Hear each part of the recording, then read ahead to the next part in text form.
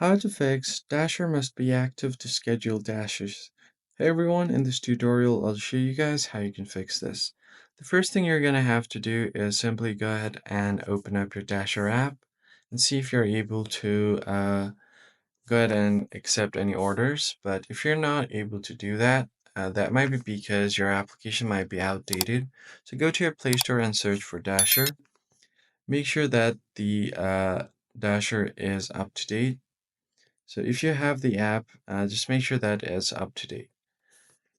Now, once you update the app, all you have to do is long press on the app, go to the app info, and then from here, you just want to go to permissions. Make sure all of these permissions are allowed for the app. Go back, and then go to storage. Now clear cache, and then you can also try to clear data, but you're gonna have to log in back again. And finally, you can try to force stop the app. So if there is any background activity going on that's stopping you from getting your orders, then it's probably a good idea to force stop the app to restrict all of those background activities and start fresh. So that's pretty much it, guys. I hope this tutorial was helpful to you, and I'll catch you on the next one. Thanks for watching.